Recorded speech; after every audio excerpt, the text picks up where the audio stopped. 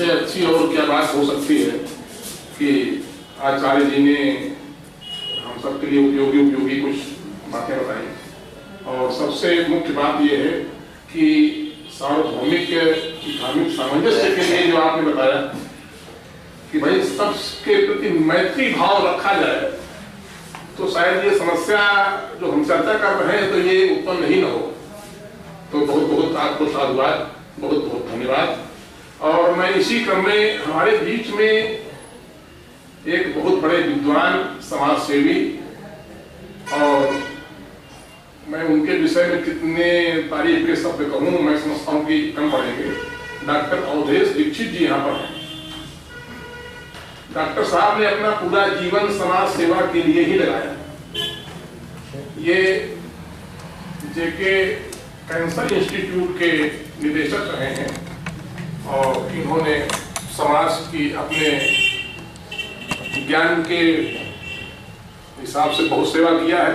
और मुझे ये कहते हुए हर्ष हो रहा है कि मेरे इस विषय पर अगर किसी ने अपनी जिज्ञासा तुरंत जाहिर की तो वो श्री दीक्षित जी हैं। तो मैं श्री दीक्षित जी से अनुरोध करता हूँ कि वो आज के विषय पर अपने विचार रखें।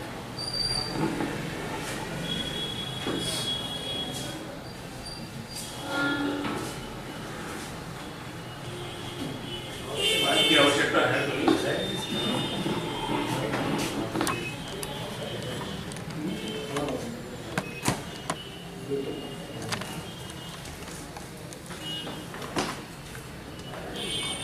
सबसे पहले यहाँ पर जो कानपुर के बड़े बड़े लोग भी मौजूद हैं, उनको नमन करता हूँ। एक चिकित्सक होने के नाते अपने समाज के सभी वर्गों से वास्ता पड़ता है।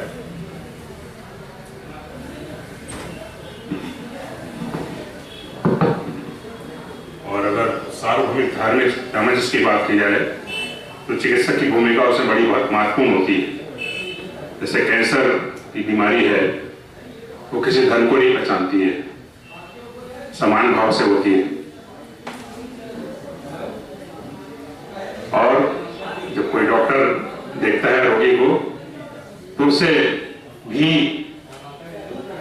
रोगी की तरह ही इलाज करना होता है। वहां धर्म प्रमुख नहीं होता है, न धर्म कभी आड़े आता है।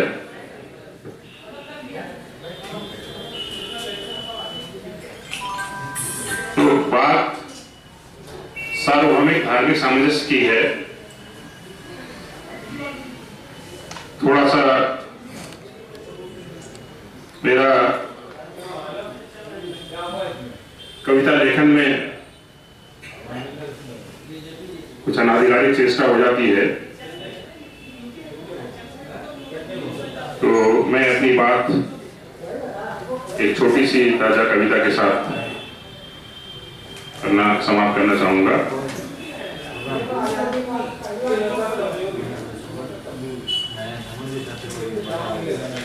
कि मंदिर भी रहने दो, मस्जिद भी रहने दो, मंदिर भी रहने दो, मस्जिद भी रहने दो,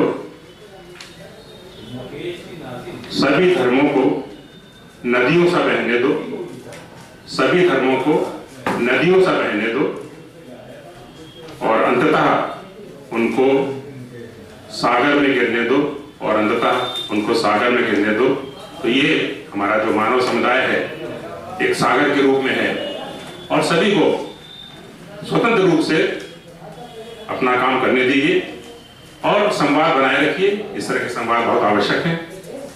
मैं बधाई देता हूँ पुरुषोत्तम जी को कि अपने पिताश्री की स्मृति में उन्होंने इस तरह का संस्थान बनाया। कल मैं बात कर रहा था, कुछ सुझाव उन्होंने मांगे, तो मेरा मन हुआ कि यहाँ आके भी दूं और उनको भी दूं, क्योंकि जमाना इलेक्ट्रॉनिक हो गया है।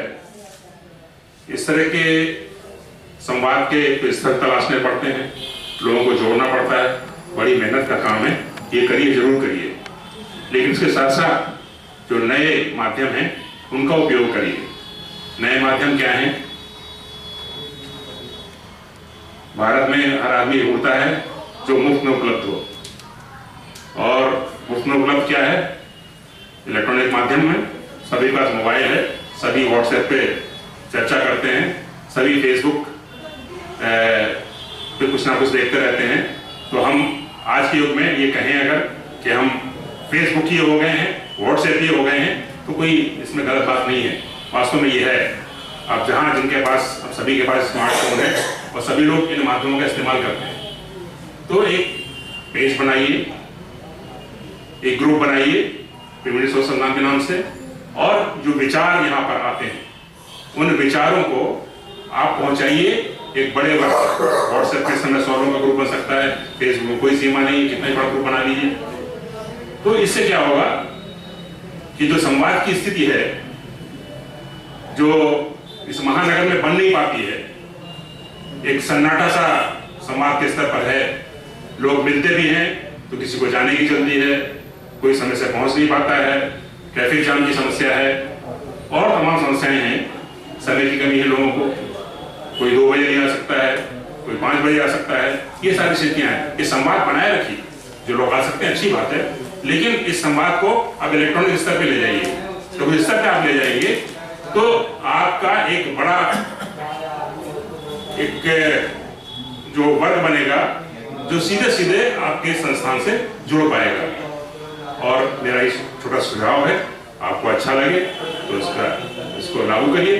धन्यवाद।